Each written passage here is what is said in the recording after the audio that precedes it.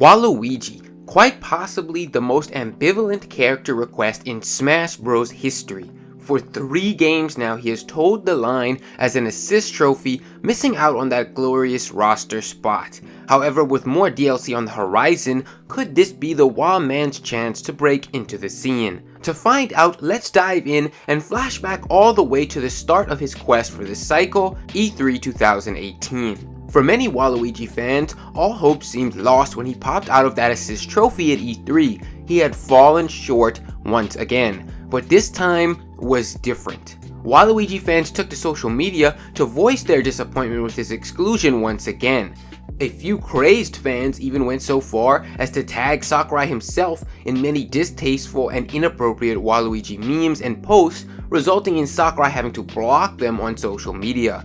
But it wasn't over there. Waluigi's snub had gone viral. The Washington Post, one of the largest newspaper publishers in the USA, made a full-length article on Waluigi's exclusion, and both the Bleacher Report and Netflix Twitter accounts joined in on expressing themselves when it came to Waluigi's absence. This was not your everyday Smash snub. The age of social media had fully propped up Waluigi on a pedestal, and there's no way that Nintendo did not take notice of this. In an interview with Waypoint only a few weeks after E3, here is what Reggie had to say about Waluigi and Smash Bros. You would think that would be enough to satisfy the fans, but no, the fans have to focus in on one character that isn't part of the series and to demand their inclusion. So, one of the good things about the way we approach E3 is when it's all said and done, we step back. We look at all of the feedback and share with the devs, and certainly Mr. Sakurai will be aware of the groundswell of support that appeared for a Waluigi. And in the end, it's his decision to make. Reggie not only acknowledged the fact that Nintendo themselves received the message loud and clear, but he also kind of dodged all blame for Nintendo by saying, hey, the ball is pretty much in Sakurai's court. He knows how you feel about Waluigi, and it's gonna be up to him. So the reaction of the fans was definitely heard by Nintendo and passed along to Sakurai, and for Waluigi fans, that's a good thing. Sakurai has rewarded large fan outcry before. Some of the most recent examples of that are K. Rool, Ridley, and Banjo-Kazooie. At the E3 Treehouse event, Sakurai had this to say about Ridley's inclusion. And because of that, it was very hard to actually get him into the game in a working condition, but there was a lot of outcry from fans, especially overseas, so we decided to put him in.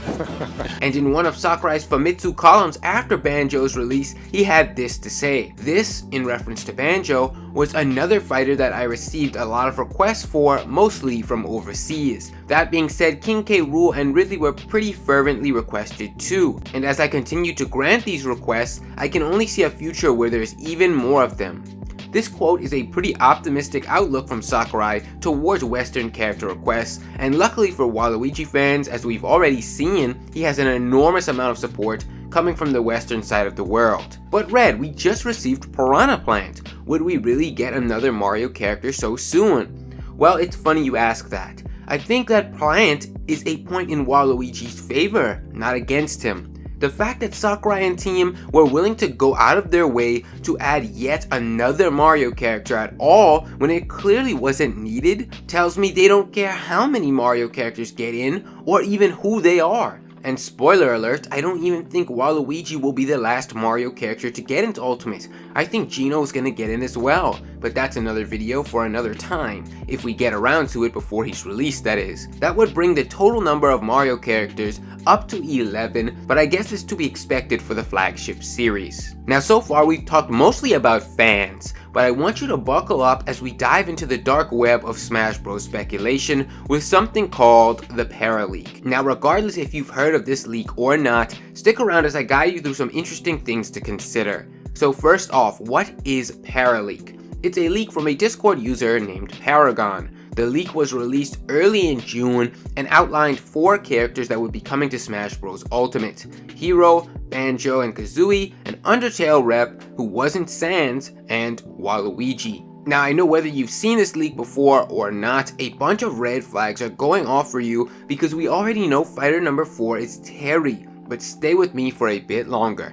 First, let's talk about who Paragon is. Currently, Paragon is an admin in Papa Geno's Discord server, and back at the time of the posting of the leak, they were already a highly respected member and mod of his community. From the start, Paragon even admitted that they did not want to be seen or considered a leaker, and also urged people to not take the leak as fact and always welcome speculation with healthy skepticism. With that said, let's go a bit more into the specifics of what went down with Paraleak. Back in October of 2018, Paragon and Papa Geno's have shared information about Incineroar and talked about what was going on with the Grinch leak that was running amok at the time. Additionally, Paragon shares that he has a reliable contact that has given him Smash information before, back during ESRB leak for Smash Bros. Wii U, even going as far as to claim knowing the details of what a Shulk amiibo looked like at the time. Now moving forward to late April of 2019, Paragon has kept in contact with this person, and they had shown Paragon actual paperwork that was set up for Banjo and Kazooie amiibo. Additionally, Paragon also shares an image with another contact they have who is even higher up in the rankings than his amiibo friend. This contact, according to Paragon, was also saying that Banjo was going to be in for quite some time,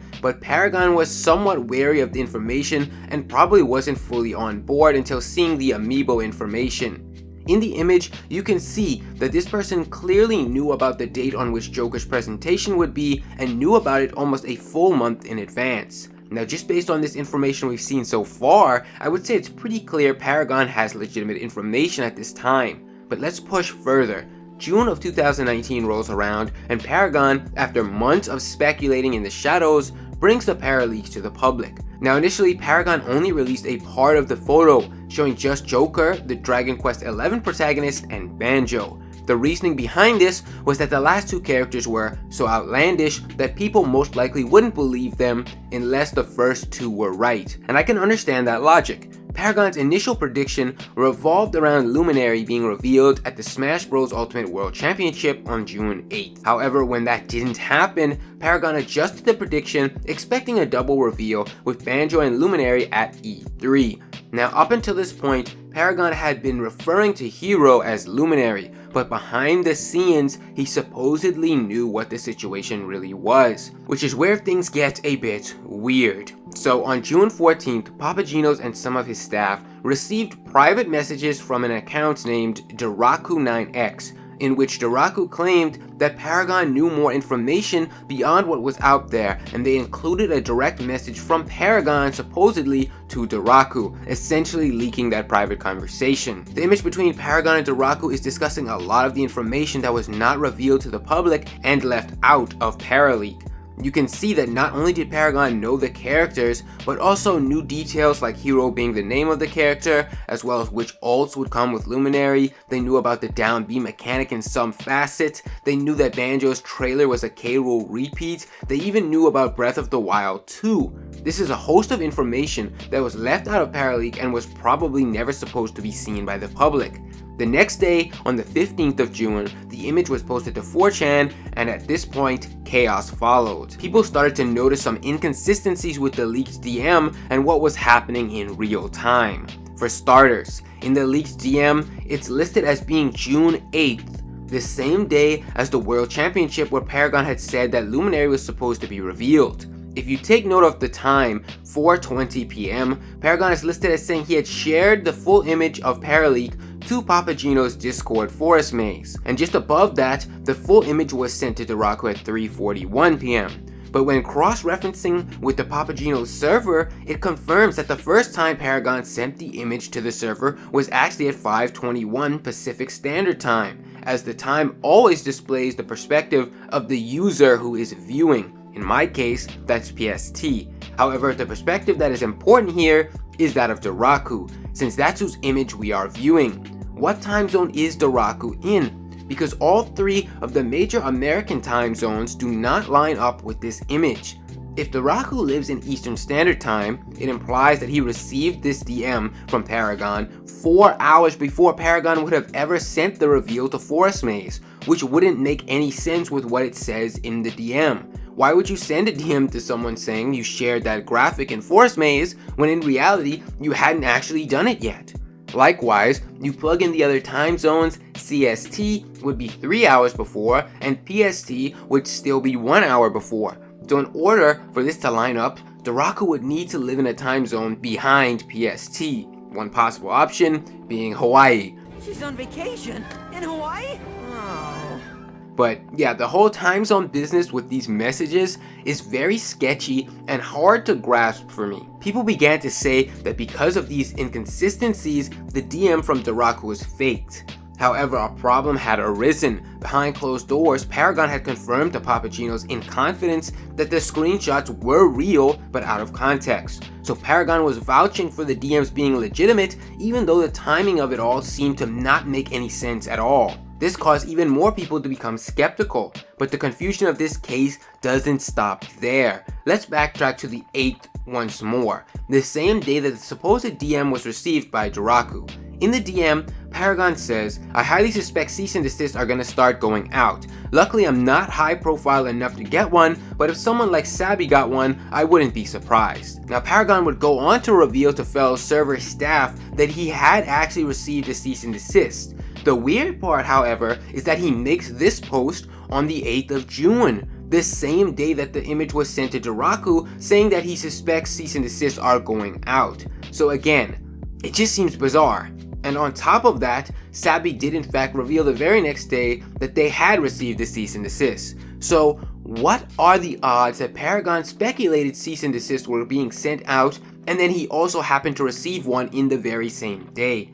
I would say not likely. A more likely scenario was that Paragon had already received the cease and desist and figured that if he had gotten one, Sabi would probably get one as well. But if he had gotten a cease and desist, why continue to share information like that with Daraku? In fact, even later on that same night, the 8th, Paragon continued to share that photo in the forest maze, even after messaging to Grapevine the same day that the photo shouldn't be shared around. So by now your head is probably spinning and you're thinking, Red, this Paraleak sounds like a load of unreliable junk. However, the reason I believe it to be useful is because even though the circumstances seem a bit weird and unlikely, the information itself was for the most part factual.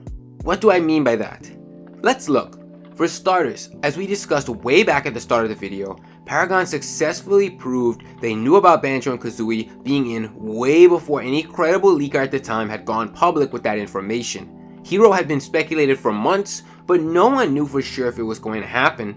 Bergman had talked, but even then I think the consensus was that Erdrick was going to be the character lead, whereas Paragon was one of the few pointing the Dragon Quest XI protagonist to be the default skin. One of Paragon's sources also clearly knew information, as they knew Joker's presentation date a month in advance, and they knew about Banjo in advance as well. And one of the big pieces of information that a lot of people have underestimated in my opinion revolves around Undertale. Paragon had claimed to have access to the Megalovania remix for Undertale months in advance of it being shown off in the direct, and a user from earlier in the video, Grapevine, was also a respected mod in the community, and he vouched that several people on Papagenos' staff have confirmed the song's existence all the way back in May. So by this we know Paragon had crazy amounts of intel. He had access to the freaking Undertale remix months in advance, on top of all the other information that I just listed him getting right. So why did he get the Undertale rep wrong? Well, the logic to me makes sense. At this point, no one knew that Mii costumes could come with songs. That was uncharted territory. If his source was being vague, I think it's unfair to expect Paragon to know that the Undertale track would be the first track to ever accompany a Mii costume. It's much more logical to assume that it's for a fighter, and that's what Paragon did. I don't fault him for that. So, what about Waluigi? Paragon has said this about Waluigi. In regards to where the Waluigi information came from, it wasn't just one source. Paragon's original amiibo group led him into networking with other groups that had inside information. The Undertale information came from a separate group of the network than the amiibo stuff, but the Waluigi information in particular was apparently heard from all over the network by multiple different groups. So Waluigi was a name that was going around a lot behind closed doors, and people who had heard Breath of the Wild 2 had also heard Waluigi. In fact, Paragon even said that Waluigi was the fighter he had the second most confidence in being legit from the Paraleak, most likely due to this overwhelming amount of chatter about Waluigi behind closed doors. Now, in terms of what Paragon heard, he specifically said that he was never told that Waluigi was fighter number 5. Instead, what he was told was that Waluigi was, quote, last. Paragon naturally assumed fighter 5 would be the last spot for the first fighter's pass, so he slotted him in there. However, another possible theory could be that Waluigi will end up being a bonus fighter, similarly to Piranha Plant. It makes a lot of sense when you consider the fact that by the time the backlash from Waluigi's exclusion was felt at E3, the plan for the fighter pass was already long underway, and likely the fighters were already just about done being selected and hashed out. Nintendo has focused heavily on third party, as we have seen with this fighter pass, which is why it makes perfect sense that Waluigi would not come as fighter number 5, but instead as a bonus fighter. Rather than disrupt the flow of the plan already in place with third party reps, they could simply add Waluigi on at the end. It also fits in with the vague last hint Paragon received, rather than outright confirming Waluigi as fighter number 5. So again, I acknowledge that some funky stuff happened in the middle of the Paraleak, but my point is basically, when you peel back those layers of funk, the information inside was still accurate. From Banjo, to Luminary, to the verification of having Undertale information, Paragon proved they had real information. I don't care about all the cease and desist nonsense or the leaked DMs. What I care about is the info, and the info was solid. Now I want to talk briefly about GameXplain. Now I know it's a controversial take, but I'm of the belief that someone in their staff gets inside information from time to time. Now I'm not saying they know everything, I don't think any source does, but some of their actions sometimes are a little weird. For example, back during the Ken and Grinch leaks, I found it interesting in how the two cases were handled, and I am comparing them because they occurred so close to each other in time. For their coverage of the Ken leak, GameXplain outright refused to show the photo in the video and only posted it in the description. However, for the Grinch leak coverage, they threw the entire thing, every photo, up into the video. A stark difference in how it was covered. Why is that? Personally, I believe they knew the Ken leak was real and probably were instructed not to show the actual photo in their video. I see no other reason for the two leaks to be handled so differently. At the time, the Ken leak was not confirmed. In fact, many people still doubted it at the time. People believed Ken was in the roster to an extent, but tons of people were saying that particular Ken model from the Ken leak was faked. So I didn't understand the need to do that difference in coverage. And besides that, the founder of GameXplain himself outright admitted on Twitter that they knew the Grinch leak was fake. In a way, that right there is admitted to having insider information. Of course, he never elaborated on what he said there, and I'm sure if questioned about it, he would just say that he meant the Grinch leak was so obviously fake that they knew, rather than them actually having insider information that deconfirmed it. But overall, yes, there are tons of examples you can use, but I think GameXplain does get insider information from time to time. Now, why is this relevant to Waluigi? Well, it has to do with one of their recent videos they did about how spirits, Mii costumes, and assist trophies, and questioning if they debunked DLC fighters. Now, I found it interesting, not only the timing of this video, but something even deeper. Not once in the entire video was Waluigi or Geno mentioned. And Waluigi is the de facto most popular assist trophy wanted to be upgraded by the public, and Geno is probably likewise for the spirits. It just seemed incredibly weird that they omitted two of the largest characters in the entire Smash speculation scene from a video about DLC focusing on upgrades in particular. I'm in no way saying this confirms Waluigi is in, but just combined with everything else we know, I just found it to be so odd for them to exclude those two characters in particular. Overall, that about sums up where my head is at with Waluigi. Honestly, I really think either he or Geno has a great shot at being a bonus character to close out the Fighter Pass number 1. For Waluigi specifically, Paragon's source said last, so if Waluigi isn't shown in the upcoming Direct, then I think things get really sketchy for him in particular. I mean, he could have been delayed or something like that, but it could also just have been miscommunication on that end. It's hard to say, but with the Direct coming soon, we won't have to wait long to see what's going to happen. That is going to be the end of the video, guys. Let me know your thoughts down below on all this conspiracy stuff. I'm always happy to speak with you guys down there, as you know.